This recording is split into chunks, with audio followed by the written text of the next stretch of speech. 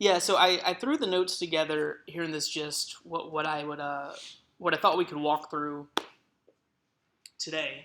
And let's take a look at the fully baked version, which I think you guys have looked at this in weeks past, but it's always a great review for sure.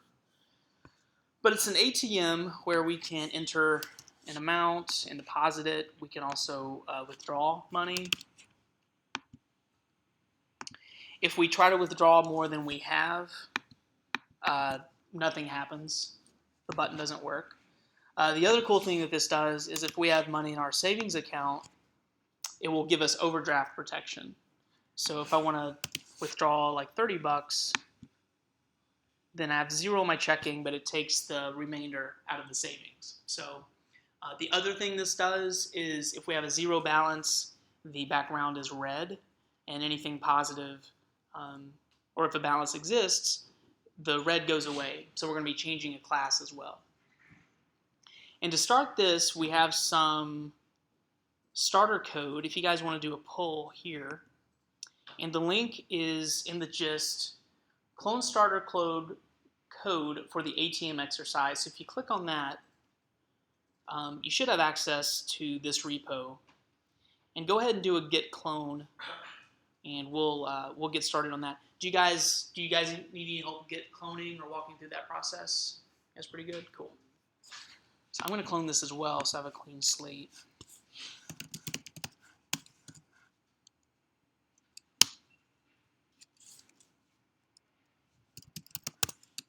Oops.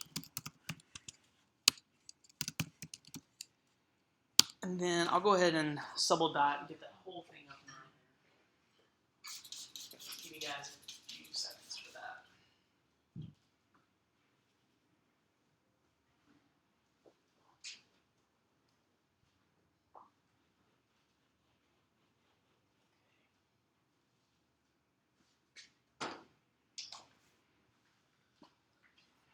Alright, so I'm going to open up my index and my JavaScript file just for starters.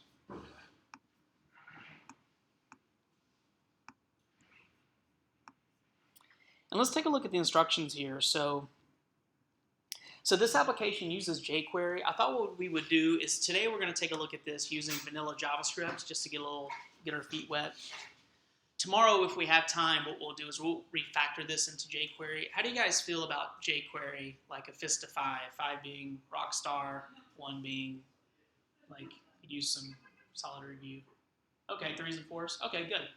So we're going to touch on jQuery tomorrow. We'll probably refactor this, and then I have another exercise, kind of a Jedi lightsaber exercise that we can do. Have you guys done any kind of Jedi lightsaber exercises? That ring a bell? You have? Okay. I'll get with Jesse. So in Atlanta, we have Jedis and Siths. So we only have a WDI and a UXDI going on right now. You guys have a lot of stuff going on.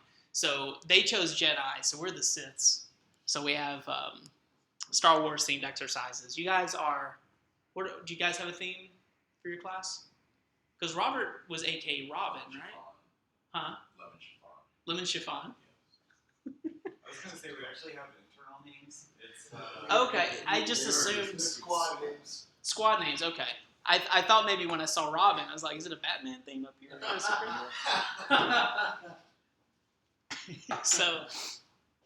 So let's take a look at the user stories. There's a couple of things we want to accomplish. We're going to go through 2 of these together and then give you guys some time to hack independently, or if you want to pair program. But as a user, I want to deposit money into one of the bank accounts. As a user, I want to withdraw money from one of the bank accounts. We also want to make sure the balance in an account can't go negative. So if a user tries to withdraw more money, the button just doesn't work. The click event doesn't work. Also want overdraft protection. So we have to consider what happens when the user wants to withdraw more money from the checking account than he has in the checking account. We want to be able to pull from the savings account as well. And we're going to work on the color of the bank account to reflect its balance. So there's already a CSS rule in place, a CSS class called 0. So we're going to play around with that. It's in our CSS file. And then we're also going to take a look at how to dry up or refactor the code. So we're going to walk through refactoring the CSS and depositing money. That very first user story. So if we go back to the gist, any questions about that? What we're going to do? So we're just going to get our, to start, we're going to get our deposit button working so we can add money to our account. When we are positive, we're going to make the red class go away. So that's what we're going to focus on first. So let's scroll down to, actually, let's start at this quick review. So I just want to do quick review of DOM manipulation. So if I wanted, using JavaScript, if I wanted to go to CNN, and let's say that I wanted to manipulate or change the content of this race about to get real. Let's say I wanted to change that to, J Rules or, Go Wizards, whatever is Washington, D.C. specific. How could I go about changing the text right here?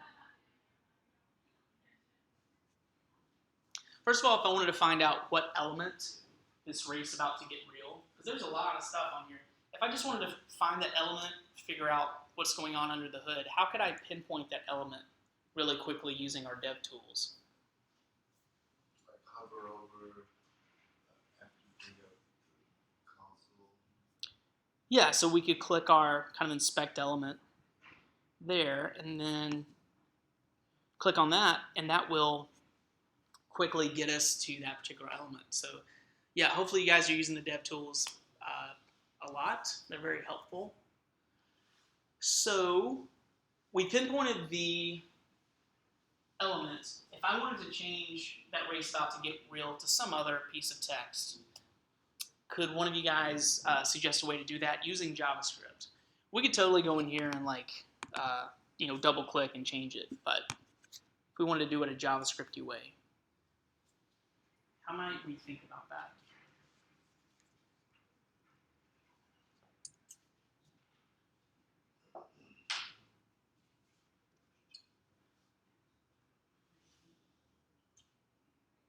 So there's a couple of ways to approach this. Maybe the simplest way is, let's see if we can, first of all, it has a class name. So let's see if we can grab all the elements with this particular class using JavaScript. So I'm going to cheat a little bit. I'm going to copy this class. Then let's go to the console. And if I wanted to grab all the elements by a class name, how could I do that in the console using JavaScript? Get element, this document, get element by Yep. class.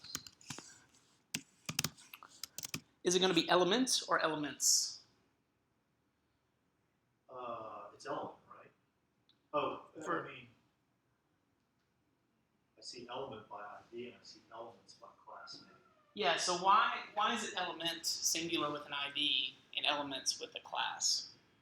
Because the idea specifically, like, Yeah. particular element. Yeah, so the idea, remember, IDs we only want to have on one element. So JavaScript's assuming it's going to be one element we're going to get by an ID. Classes you can put on multiple elements and objects and such. So therefore it's plural. So let's grab that, and then I'll take the class name that I copied from the DOM and paste it in there.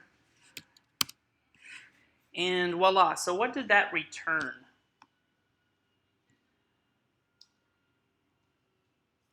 What are these little square bracket items here?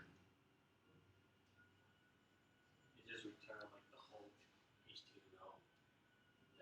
Yeah, it returned that particular object from the DOM, but specifically it returned an array, right? All right. So since we're getting elements by class name, it's going to return an array of those elements. Now it just so happens, it looks like there's only one element with this class name. That being said, it's still going to return an array. So when we use arrays, how do we access specific items within an array? What do we use for that? This the index. Yeah, we use an index. So in this case, again, even though we only have one object in our array, we're still going to need to use an index to access it. So I'm going to pop the 0 index because I want to grab the first and only one. So that's going to be my first. Cool. So when we do the 0 index, it goes ahead and pulls out that one object from the array. So now we just have it by itself. Cool. So we pinpointed the object we want to manipulate. How could we change the text of that element?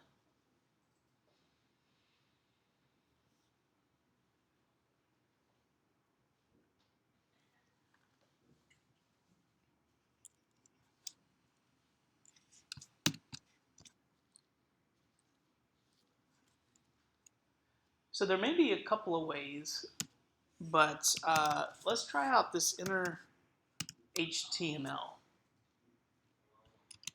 And then let's just make some text here. Hello, WDI.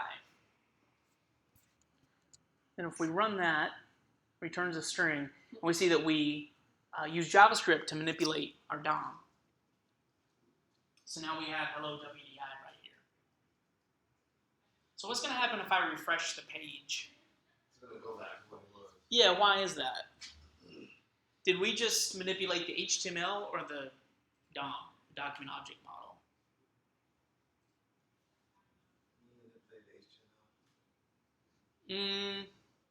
Kind of, sort of. So the HTML is the file, the information that we get from CNN.com. So your browser gets that HTML file and it renders the DOM. So right here, this is an example.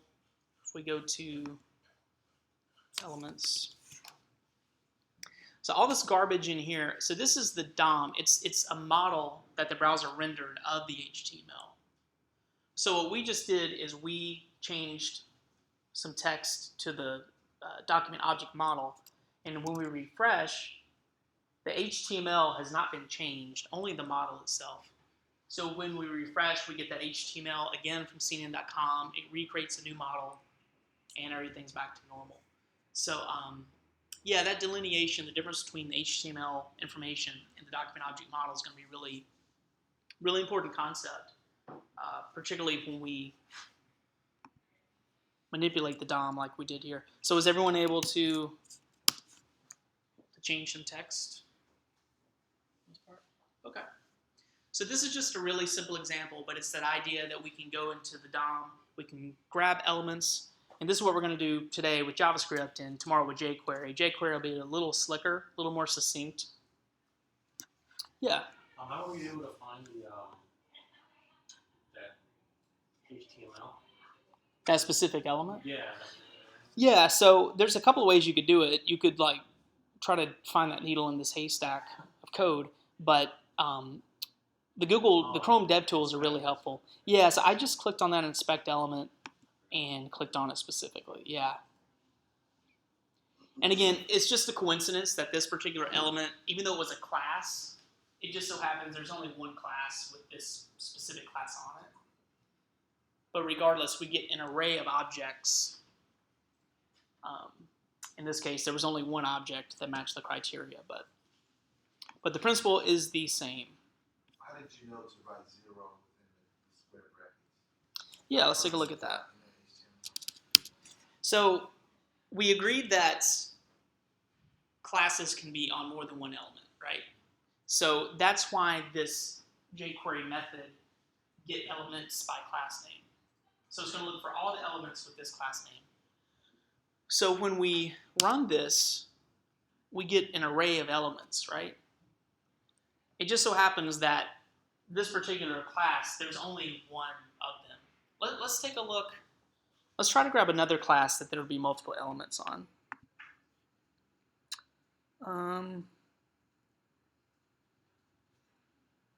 These are probably going to have some sort of class on them. Okay, so let's take a look at this one, CD headline text.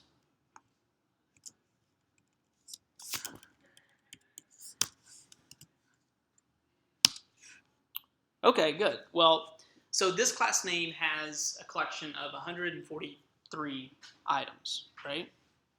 And if we open that, whew, that's a lot of stuff. $1.99. But essentially, this is a collection. What data type is this collection with the square brackets?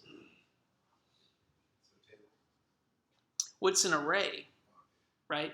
So it returns that collection as an array of objects. So if I wanted to grab the first object from this collection, how would I do that? Yeah. So here's the first one right here. Candidates in sprint mode with key contest weeks away. So if I just wanted to specifically grab that one, I could put index 0. Like, just give me the first one of this array. And so this is really a really cool concept. So when we have objects or hashes, how do we access information in hash data types? Like in Ruby or something. So if we have mark,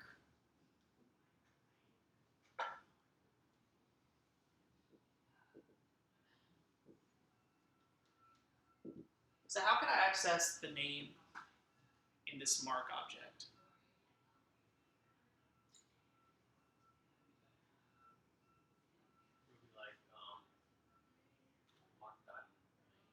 Yeah, mark.name. On a higher level, with hashes, these object data types, we use keys and values. Could we use an index in this object? Would an index be valid if we did like mark index 0? Yeah, it wouldn't work. And why wouldn't it work?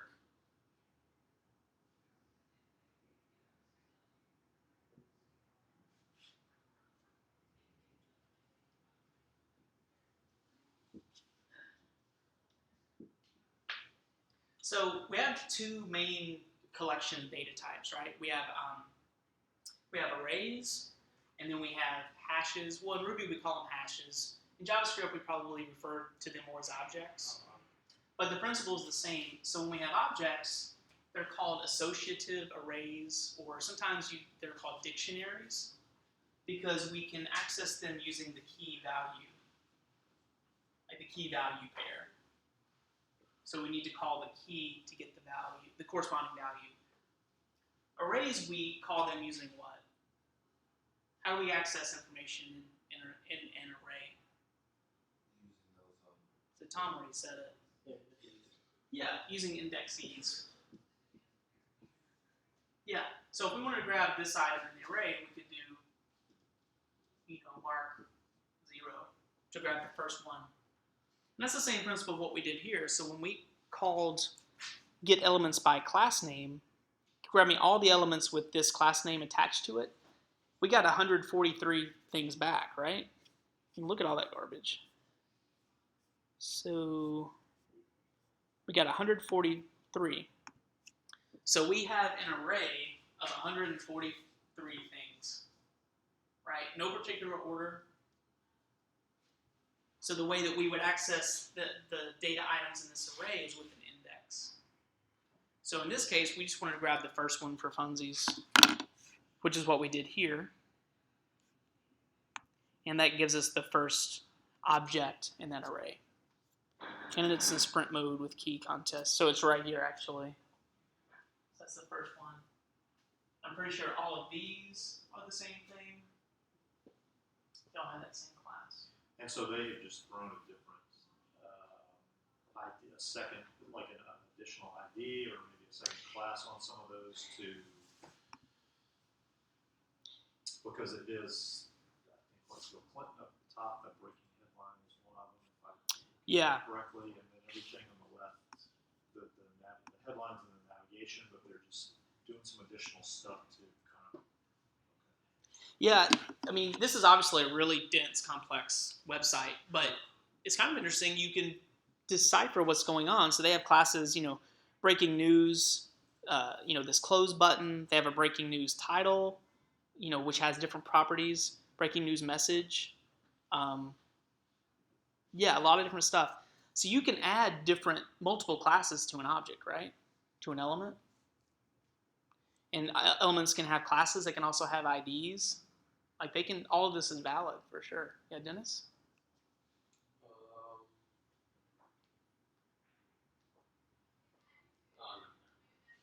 was Sure. gonna say, like, the one on the left is more, you said, on Rails, one on the left. More what? The key values, you use that more in Rails, you said. Oh, in Rails, yeah. So in Rails, I mean, I call these, like a hash. Right. I was gonna say, like, because you can make more than one object, right? Because I know, like, for example, in class, like, we were doing cars, so, like, it would be, like, car equal, and then, like, model of the car, make of the Oh, car, yeah. and stuff like that. You can make another one with a different model. With different properties and stuff. Right. Yeah, absolutely. Okay. Yeah, so maybe in that example, maybe I have a person model, and maybe every person I create, I want them to have a name, an email, maybe an address, phone number, whatever. How would we call it? Because, like, now you say you can call the name by mark that name, but if we did another one, like another object, how would we Like a call Dennis that? object or something? Yeah. So, Oh, it would be Dennis. Oh, okay, right, I get it. yeah, then Okay. Dennis.name. Yeah. Yeah, for sure. Yeah. And even in Rails, depending on the data type, sometimes, with JavaScript, sometimes you could do, mark that name. Occasionally in Rails or Ruby, for example, you may need to do it like this. Depending on the situation, sometimes with JSON, but it's the same idea. You're accessing the keys to get the corresponding values out of an object. Yeah. And again, the reason I bring this up, just for this example, is that we're going to do this with the ATM exercise. So when a user inputs an amount, we're going to need to grab the value from that specific element so we can do our logic and stuff. So cool. Any questions about that? I love going on like CNN.com or something for the students and like putting in some goofy headline like, did you guys see this morning? Like, Kobe retired. Well, he did retire, but anywho. All right, so just wanted to take a quick kick in the tires of selecting elements from the DOM. Now let's take a look at our actual ATM exercise. And to start, I like to do things very, step by step. I can be really slow sometimes. So the first thing I think we should do is let's just see if we can get a click event working on an element, just with an alert, just something really basic. Let me go ahead and open up our sample, our starter code rather here. So if you guys want to open this up in the browser. And right now, none of these are working. But at least we have the HTML and CSS pre-built for us, so that'll be handy. And the first thing we want to do,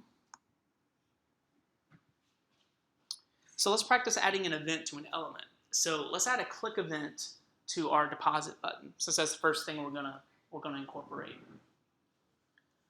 Let's add an ID to that specific button element. So we want to go into our index.html, and let's find that button element, which is right here on line 18. And I'm going to create an ID on this button. And again, in the context of JavaScript, specifically with event handling, why would I want to put an ID on a button? What would be the benefit of that? So I see that I have 4 buttons on this page, so why would I want to put an ID on these buttons, specific IDs on these buttons? Yeah, if we were doing this by class or just putting a click event on a button, if we clicked any button, the same behavior would happen. But we want something specific for just this one. So I'm just going to call this checking deposit button. Or checking deposit, in that matter. Cool, so now we can access, again, just like we did with CNN, now we can grab the specific element and give it an event. So if we go to the JavaScript file, I'm going to delete, if you guys want to delete lines 1 and 2 and 5, just so we have a little bit of a cleaner canvas to play with. 1, 2, and 5. 1, 2, and 5, yeah.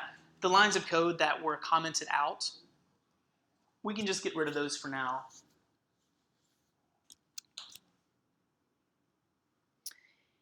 And let us add an event listener to that button. So similar to how we did, Tom, how would we add an event listener? Or first of all, how would we access that one button element? Very similar to what you did on CNN.com. Yeah, let's see. Wouldn't that be document get element singular? Yep, by good. ID? What do we call that? Checking deposit? Yeah, I called it checking deposit. So And then after the parens close, to move forward, is that dot on click? yeah, how would we? So that's going to grab that element. And how do we add an event handler in JavaScript? So here, one thing we can do is add event listener. So on click or on, so that would be more of a jQuery thing, which we'll get to tomorrow, which is a much more succinct, nicer way to do it.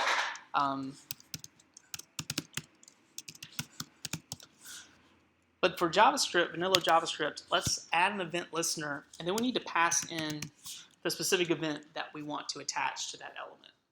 So in this case, I want to listen for a click event. Shrink this down a little bit. Cool, and then this also takes a callback function. So let's just create a basic function that will give us an alert when that's clicked. So how might we do that? Add the function and stuff. Okay, so what would that look like? Just function. Something like this? Okay. Cool. All right. So when we click on it, hopefully it should say it's alive. So let's try that out. So we'll refresh. We hit deposit. And I probably misspelled it.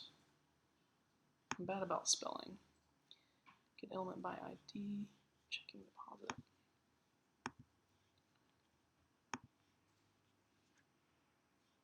And you guys see what I did? So that should be lowercase. That's my bad. Cool. So we should all see an alert pop up when we click on our deposit buttons. Is anyone not getting this behavior? What was your capitalization? Yeah, so it's get element by ID. So it's capital I, lowercase d. I had capital D at the end of that one. Yeah, so this is kind of the basic structure for event listeners.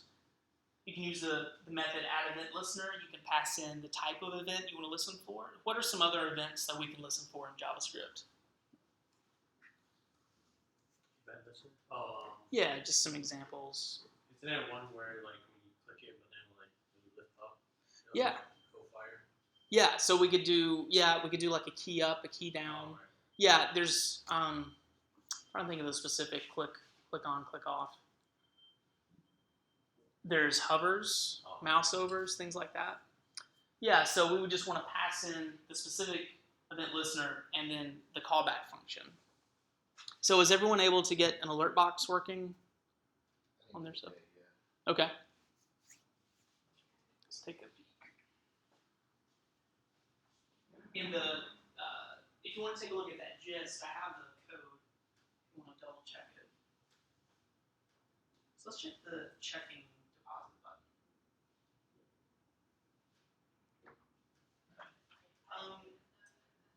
Let's check your console, see if there's any errors down there.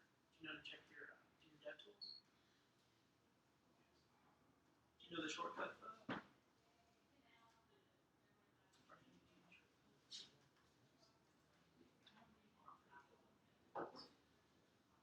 Okay, so what line is that happening on?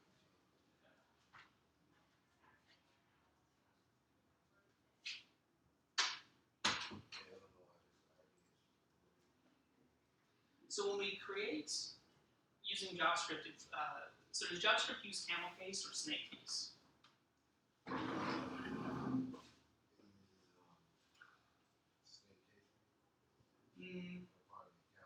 Yeah, JavaScript uses camel case. So camel case looks like we usually have the first word is lowercase, and then every subsequent word is uppercase. So I think if you fix your C there, Yeah. it should be good. Yeah. Yeah. Cool. Armani, you good? Okay. Everyone? Okay, cool. So yeah, so we tested out. We added an event listener, so we know that's working. That's awesome. What would be another way that we could write this get element by ID? So this is getting into a little bit of jQuery, which we'll touch on tomorrow. But have you guys played around with the query selector method? Okay. So just for demonstration purposes, if we wanted to use query selector instead of this get element by ID, how might we incorporate that?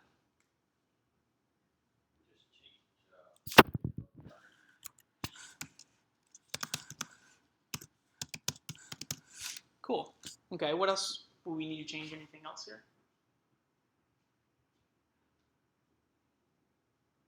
So if we use the query selector method, what else would we need to update? Yeah, why would we need to do that?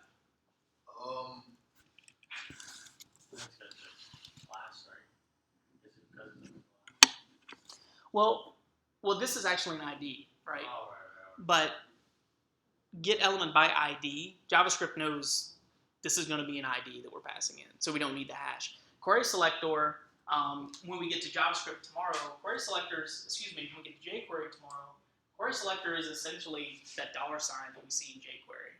That's really what's going on under the hood. So when we use query selector, it's really powerful because we can use the CSS selectors, so we can get really surgical with our stuff. So in this case, we need to designate that it's an ID of checking deposit that we're looking for. So it's a little more specific. And I think with our subsequent examples, we're going to use this query selector. I really like using that one. So if you're just using checking deposit, would you consider it like just a string? Actually, well, what do you guys think? Well, like in our CSS rules and such, if we have a CSS rule that doesn't have a period, doesn't have a hash, can you guys think of some examples in CSS when we don't have a period or a hash, anything like that before it? So what would JavaScript assume we're passing in here? Yeah, good. Yeah, so p tags, divs, body, right? Those tags, they're just pretty basic, right? We don't have a period or a pound sign or anything, a hash. So I would assume that it would look for a tag called checking deposit. That's probably what it would do. Yeah, very good. So let's pop that back in there. And let's move on to our next step. So we got our listener working, so that's awesome. The next thing we want to do, let's update this checking deposit function because that's what we want to fire. Ultimately, that's what we want to fire when we click that deposit button. So how can we move this alert logic into that function and then call that function in our event listener? How could we do that?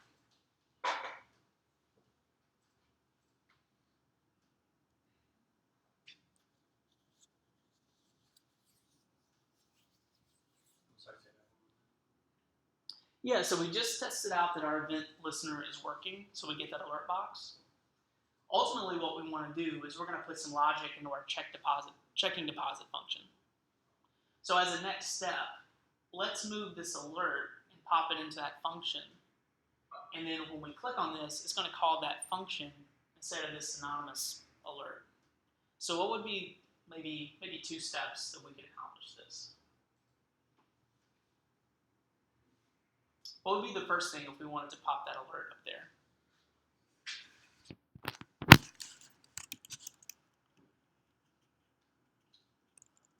We could probably just do something like that, right?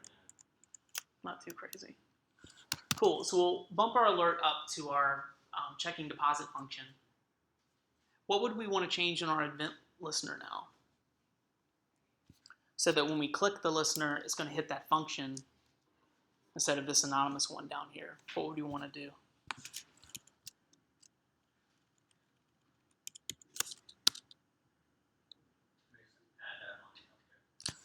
Yeah, we can tell it the function that we want to fire.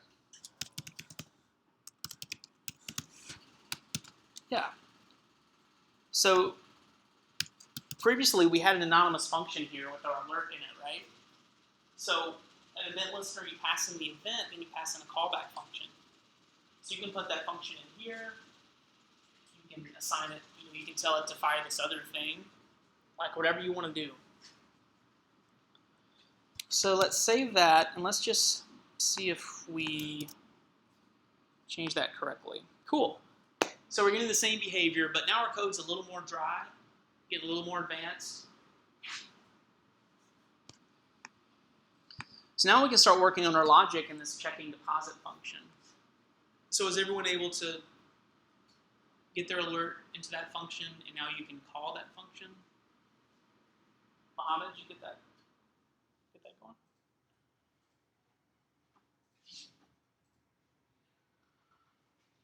So we moved our alert up here to line 2, and we just made our callback function the checking deposit. That's the one we're going to call.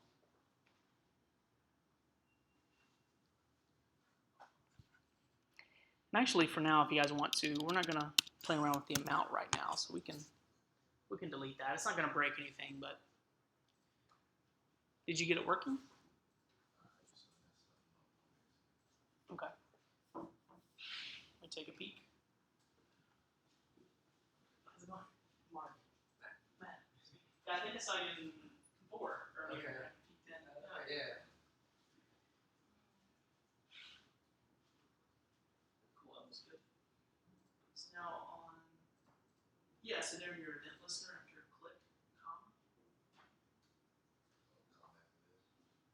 Well, on line 18.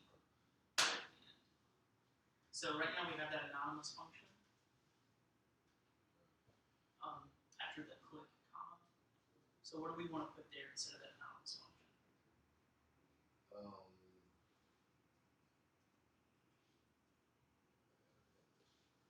So now we want the checking deposit function to fire, right? So let's get rid of that anonymous function right here and call the checking deposit function. So now when we click it, it's going to run our alert coming from the checking deposit function.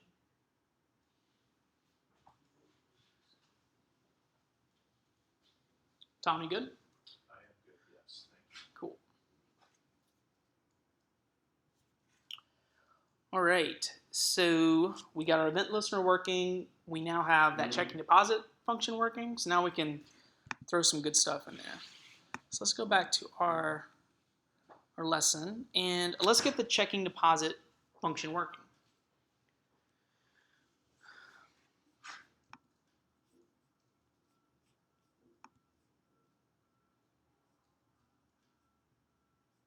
So we changed our event listener to call the checking balance function when clicked. That should actually be checking deposit. That's my bad.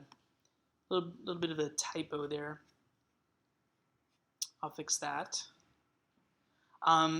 But the first thing we want to do is we want to grab the user input, right? So the user inputs an amount. Did you get it working? Yeah. That's Okay, what cool. I was looking for checking balance, right? Oh, that's what screwed you up. Yeah, my bad. My assistant didn't fact check my gist. Many lashings later. So the first thing, let's grab that user input. So we're getting into the DOM manipulation that we looked at earlier, with CNN.com and such. We want to grab the user input for the amount he or she wants to deposit. We'll also want to create a variable for the balance. So let's add an ID to the input and write the code to capture the value. So we want to grab the user input from this input box right here.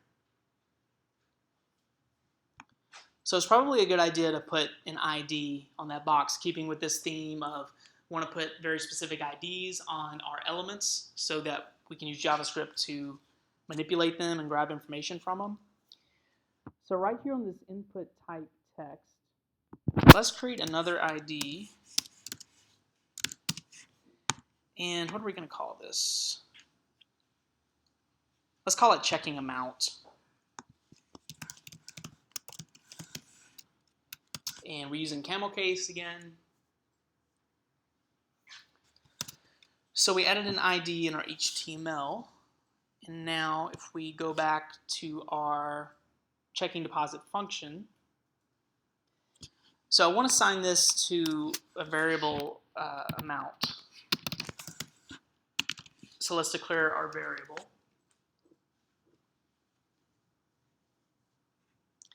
And then how would I grab that specific element using JavaScript here? So I want the variable amount to equal that input box. Essentially, that's where we're going with this. So how can we use JavaScript to grab that specific element?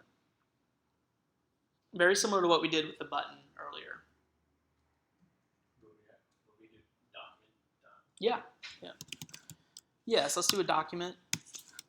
What else would you suggest here? Okay.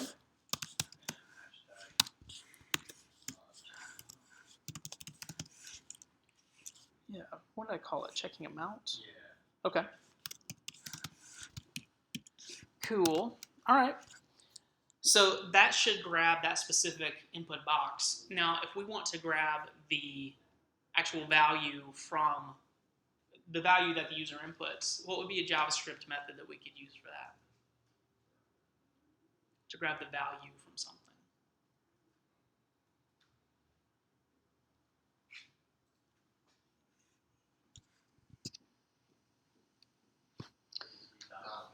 Yeah, so we could do just .value.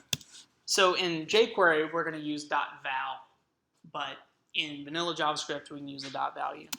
So that should grab the value from that box once we click the button. And I'm going to go ahead and console log the amount. I just want to make sure that this is working.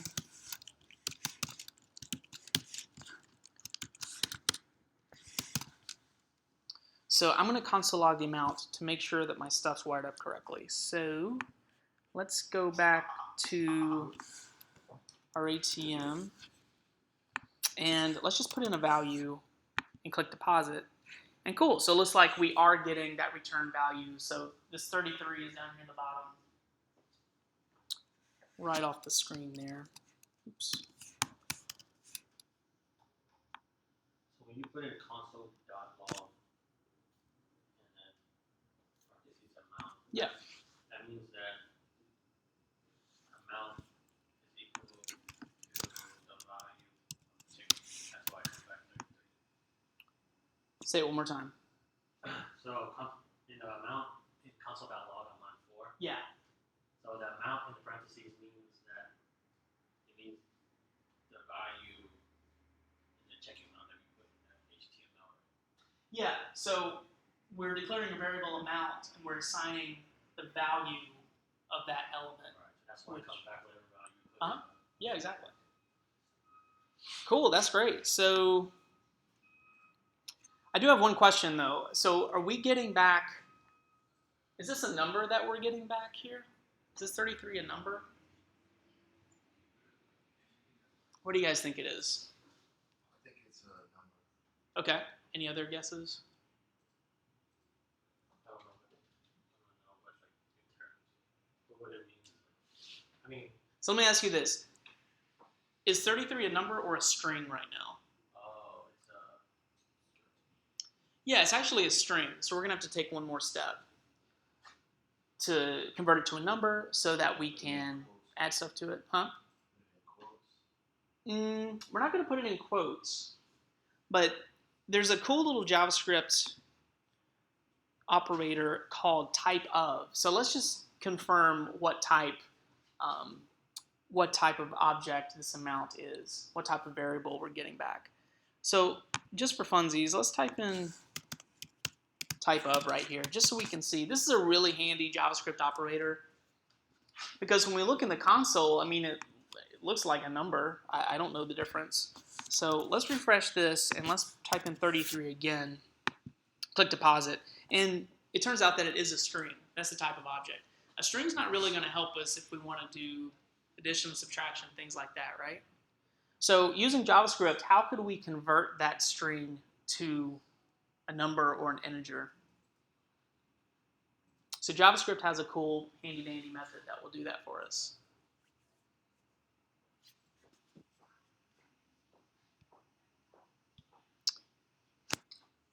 And it's called, right down here, parse int, or parse integer. Yeah, good. So we're essentially going to get that user input, and let's go ahead and coerce it into an integer.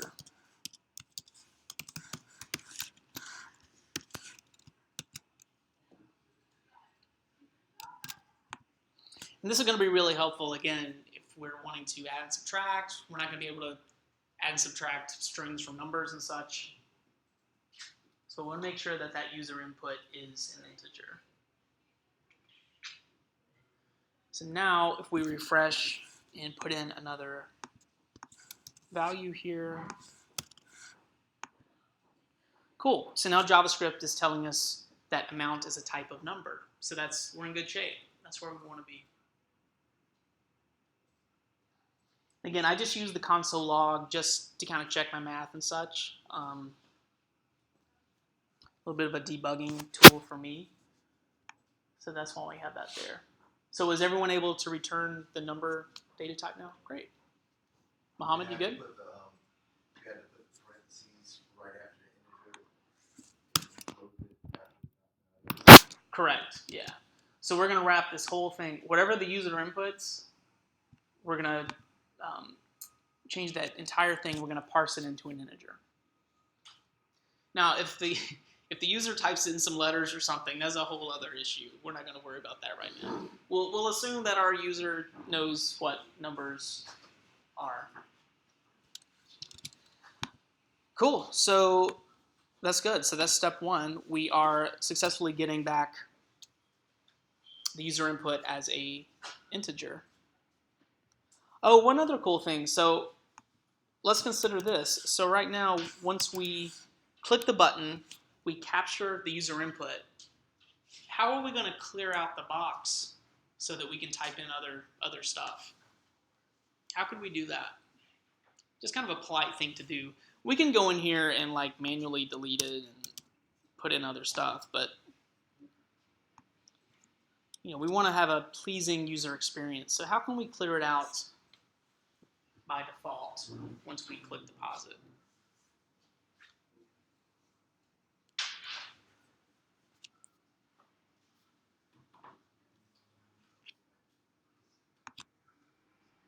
So let's take a look here. Yep. Like, I'm just looking ahead, it looks like you're just assigning that a null value or an empty. Yeah, just an empty string. So yeah, let's take a look at that. So right here, so the value method both captures user input, and you can also set data with it as well. This is going to be the same thing with jQuery we'll look tomorrow. There's an HTML, there's a text, there's a val. So you can both capture input and you can also set information. So here, once we grab the user info, let's just go ahead and reset it to be nice and polite. So essentially, let's copy this line here, or if you want to type it out manually. And let's make the value just an empty string. So this should clear out the value, and then it'll insert the placeholder text, which is enter an amount. We can see the placeholder text right here, enter an amount. So let's check that bad boy out. Put in an amount and click deposit, and cool. So now it's a pleasing user experience. Cleans it out so we can enter other amounts afterwards. Cool. Why does it do that? Just because it's an empty string, so every time you enter a value, it just resets back. Yeah, so, and again, it's going to read from top to bottom. So we're going to capture the user input. We're going to console log it. We can take that out if we want. And then we're going to grab that same selector, and we're going to set the value to just an empty string. Right. It's kind of a way of just clearing out the thing. So just do something like this. Yeah, absolutely. Yeah, and like we said, so there's a couple of methods like this in JavaScript and jQuery. They can both capture information and they can also set information. And value is one of those. Do you guys see, we'll get to this here in a few steps, but already, do you guys see any way that we could dry this up? Any opportunities to make our lives a little easier? You guys see any potential?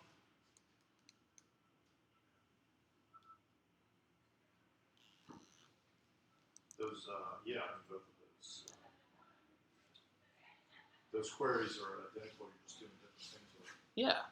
Yeah, so we're already reusing this piece of code, well, kind of, actually that entire piece of code, the dot value, we're already using it twice. So we already have an idea, like I already know some way I can dry this up and make my life a little easier going forward. So just something to keep in mind. We'll dry up our stuff in a few steps, but you can already see the value in drying up this code. I'm going to go ahead and delete that console log for now. Actually, don't do that. Let's just get rid of the type of. Let's keep track of the amount, though. That'll be helpful.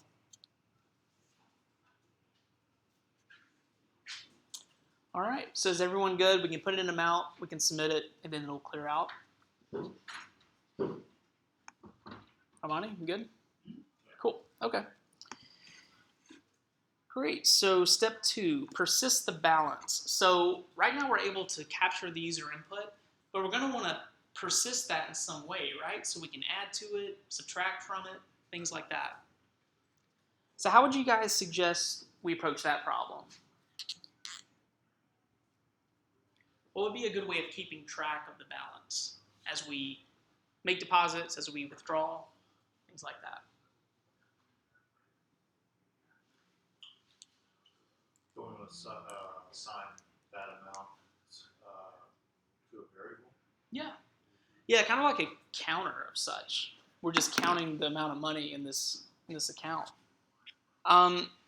So we want to create a variable. Where should we put that variable? Our checking account balance, essentially. Where would we want to put that?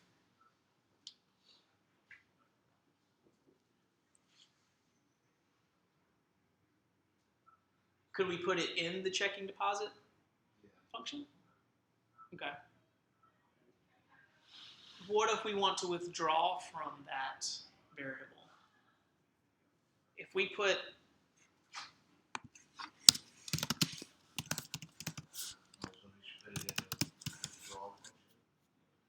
well, let's consider this. So we have two functions that are going to need access to one variable, right? So what would probably be, where should we probably put that variable if two functions are going to use it? Yeah, let's put it outside of the function. Let's be polite about it. Let's actually declare that variable out here. I'm just going to call it checking balance.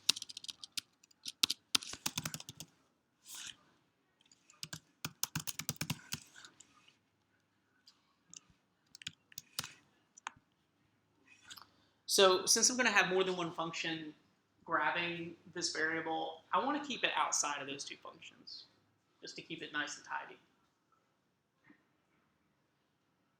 So right now, checking balance is what data type?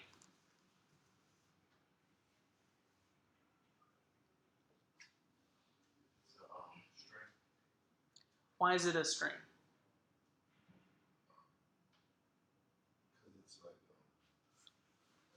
function without any. Well, have we assigned anything to checking balance?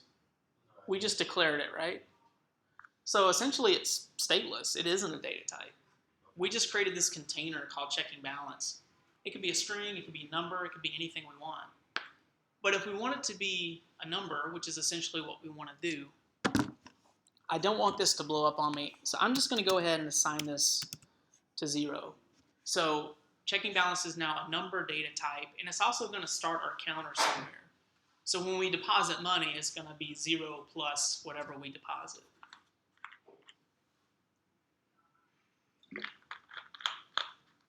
Great, so we declared our checking balance variable. So we're getting the user input. How could we add or subtract? In this case, we're going to add because we're depositing. How can we add the user input to that variable? How could we approach that? So you probably just want to put that deposit. Okay, yeah. Call the variable checking balance. Okay. And what do we want to do to the balance? So when you're depositing, you're adding money. So you want to add it to the variable amount. Something like that? Sure. Okay. What do you guys think? So you're on the right track, Dennis. So we have our checking balance that we want to add the amount to. The amount is the user input. Is there maybe a cleaner way to do this?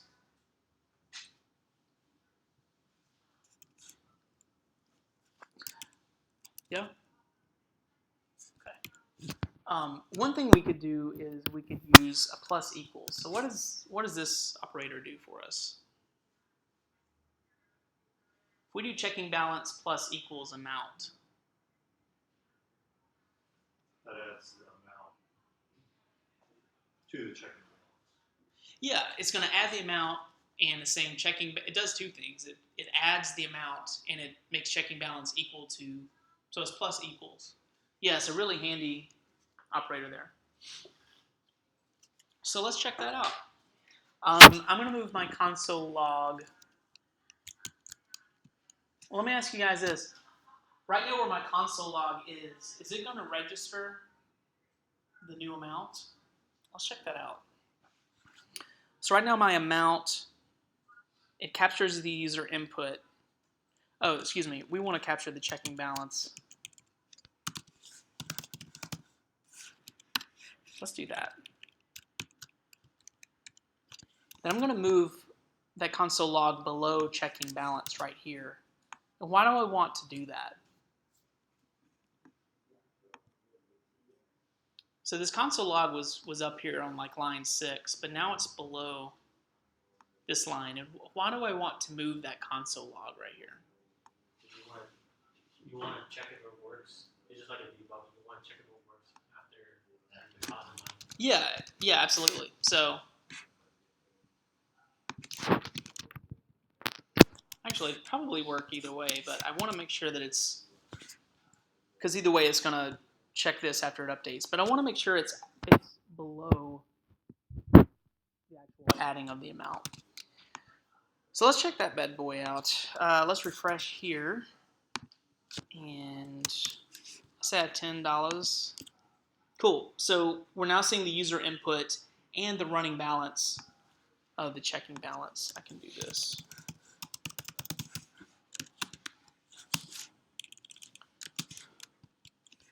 I'll do that just for funsies. So we have our user input. Here's the balance. Let's add another $10. Cool. So yeah, so it looks like we're updating our stuff accordingly.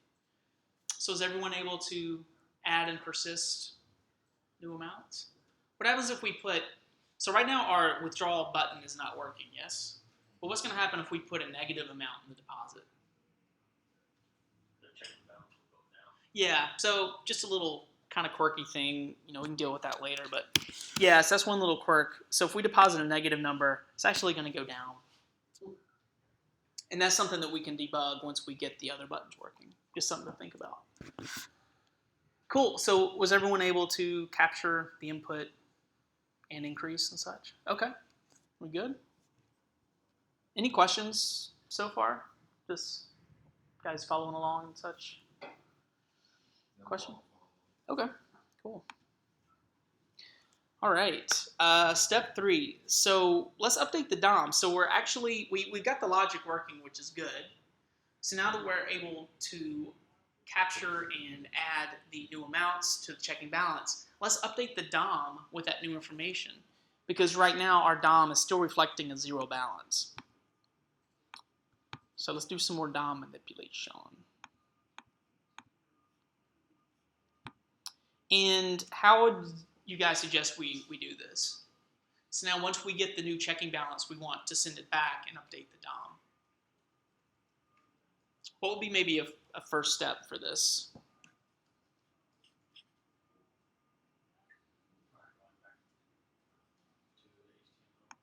Okay.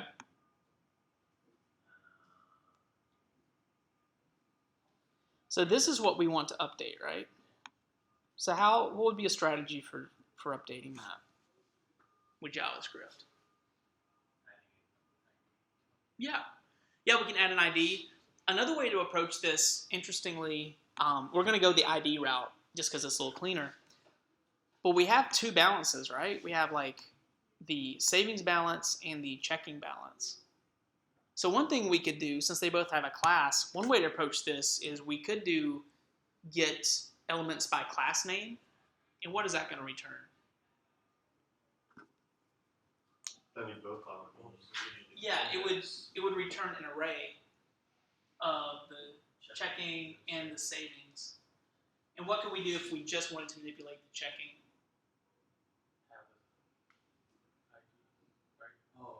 Well, if we did it the class name way. The index. Yeah, we could just do index 0. That's really good. Yeah, so that's one way we get. There's probably, I'm sure there's a better way to do this, but we're going to do it with an ID. But just to point out, that's something to think about. You could access it by classes, and it's going to return 2 elements. And then you could just grab the first one to play with right here. Well, we can do that in JavaScript. Yeah, we're going to do it in JavaScript. But just kind of keeping the theme of using IDs and such and specificity, let's add an ID to this div. And it's also a good naming convention, so it may be a little cleaner. If someone comes and reads our code and they just see balance, they may not fully understand it. So it's probably a good idea to add a very descriptive ID here. Let's name this ID checking balance. That's pretty straightforward, huh? So you could call this, checking balance div, anything like that. Let's call it checking balance. And then what code would we want to write to update our DOM with the new balance? How could we approach that? What would be the first step?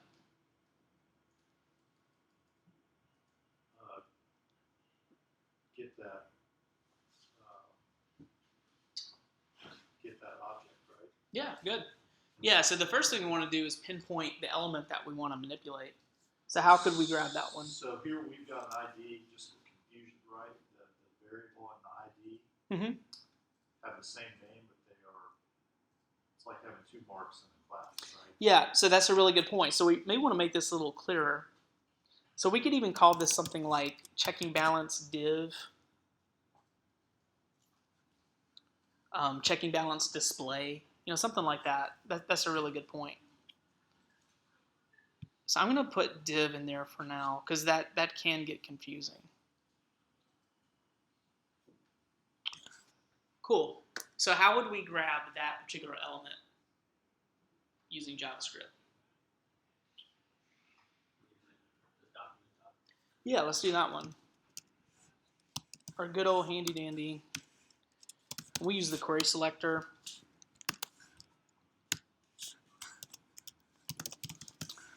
And we'll do checking balance div. Cool. So that's step 1. So we're able to pinpoint that particular element. So now we want to update that element with the new balance. So what could be a strategy for doing that?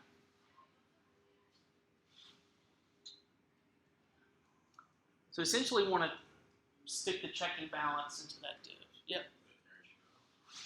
Yeah, let's try that one.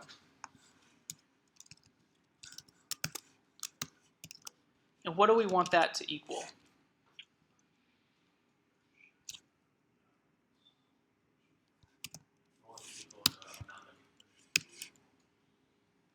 We want it to the cumulative balance, right? Yeah, that's good. I'm also going to put in a little $sign here just to be.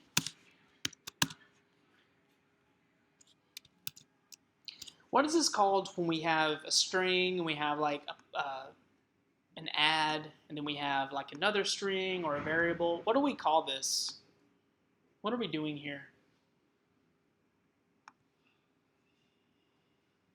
When we add two strings together. Close. Concatenation. Yeah. Yeah, very good. All right, so let's go back here, see if this is working. So $15. Cool. So now we're updating the DOM. So it's putting 15 in there. Can add some more. Great.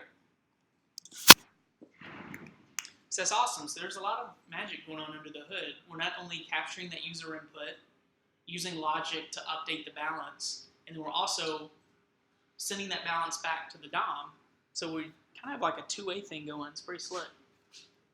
So is everyone able to get the our checking balance div to update? Okay.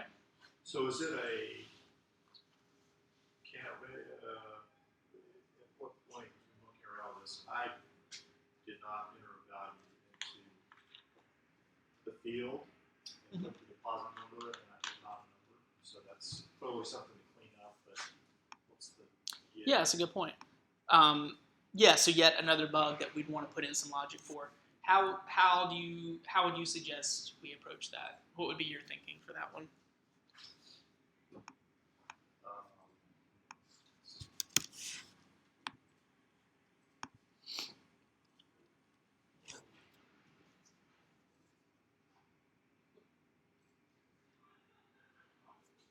I'm trying to figure out what happens first.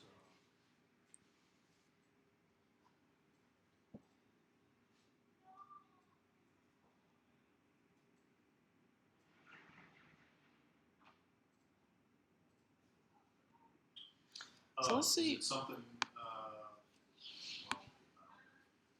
Well, when we click on it, it blows up on line 10 down here in the console if we're trying to debug it.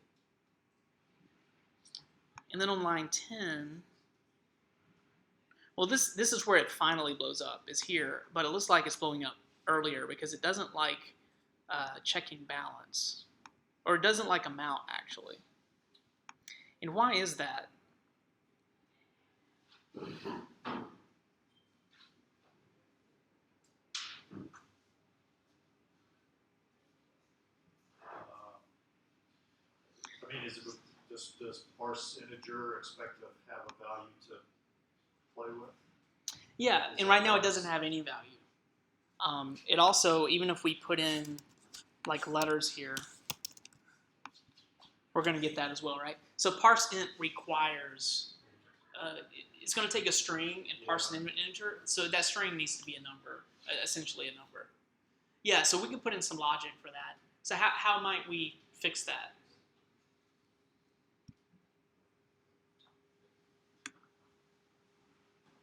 We may want to do some sort of checking, may want to put in some logic. Before we even parse this thing, let's confirm that it is indeed the data type of a number. So how could we write that? How would we approach that? Let's see. I mean, are we kind of unpacking another little piece here with Yeah, we're an if else? kind of doing it on the fly. Yeah, let's try it with an if else for funsies. I think the first thing we want to do, let's just get the amount, but let's don't do anything to it, right? So once we capture that amount, this could be a string, not a number, it could be anything. So before we parse int that information, how could we check or confirm, make sure that it is indeed a valid number?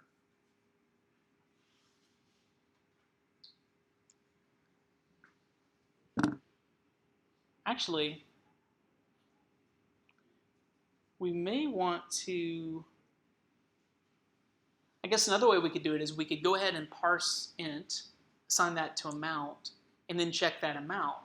So if amount is not a number, you know, maybe we just, it doesn't do anything and it calls that function again.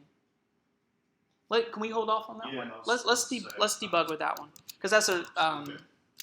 a very good thing to debug. We can also look into that when we try to make sure that the deposit doesn't go negative, because right now we can deposit, like negative 100, and it's going to go negative. So obviously we want to fix that. Cool, but our DOM is refreshing with the new checking balance, so that's good.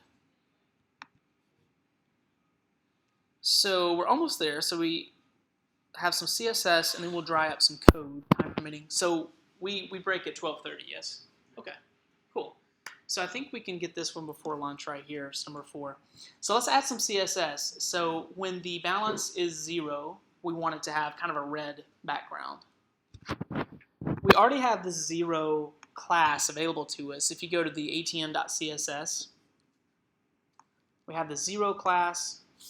It already has a background color of red, red-ish, whatever that hex code is.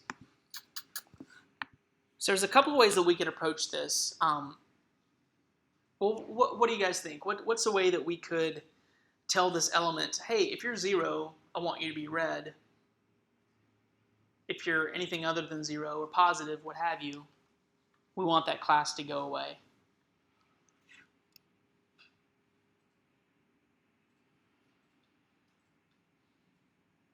So there's some slick ways we could do this. Maybe we'll take a look with jQuery tomorrow where we can add and remove classes.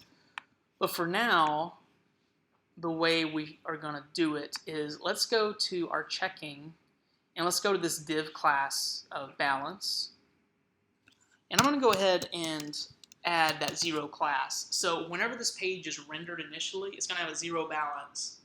And by default, it's going to be red to start. So now when I refresh, it's automatically going to have that 0 class on that element. Now what we want to do is when we get into positive territory, we want that red to go away, and we want it just to go back to this gray background.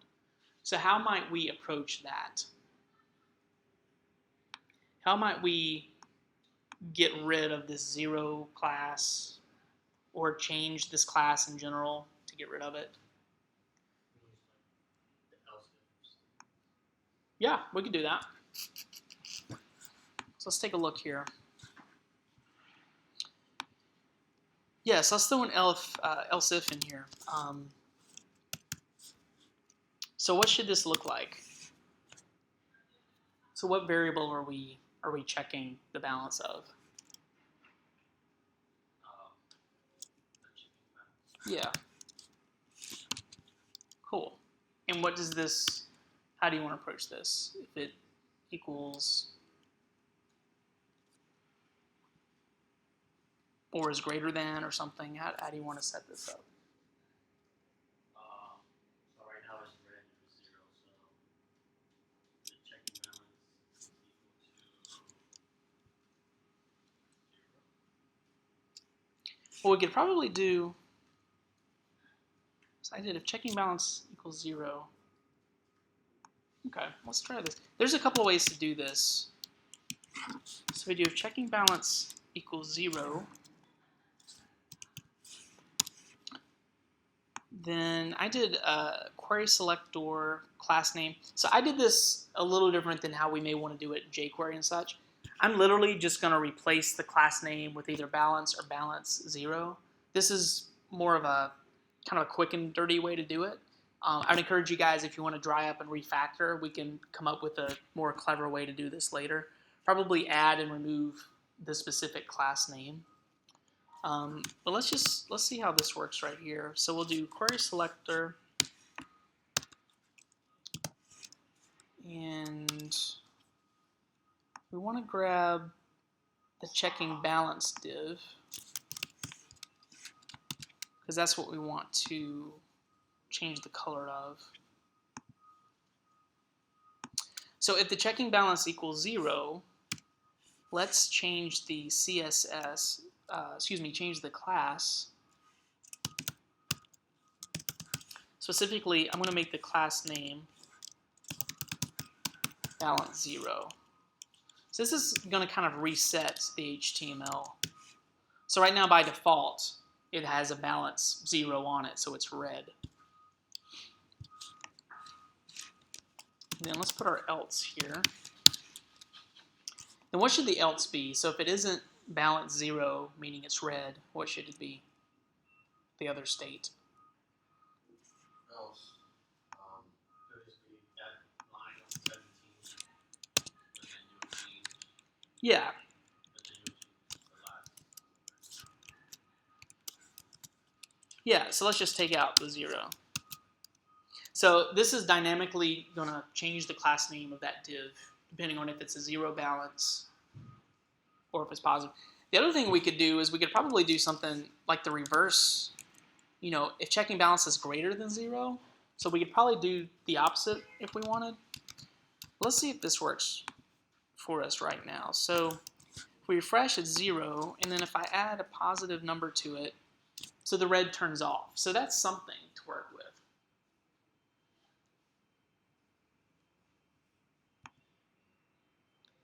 Do you guys see any other ways, just quick and dirty, we could dry up this code? So we looked at this up here, this query selector checking amount. Can you guys eyeball this and see any other opportunity that we can dry this up?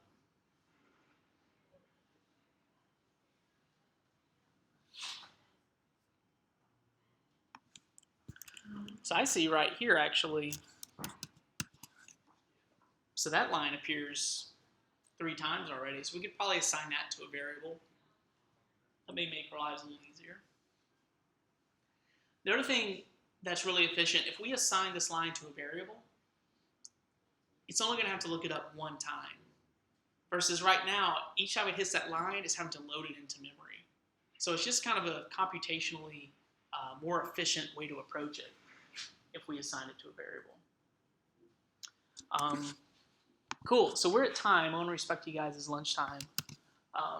Thanks for hanging in there this morning. I think perhaps in the afternoon you guys may keep working on this, or we may have another exercise, but I'm totally around if you guys have any questions. Do you guys have anything before we break?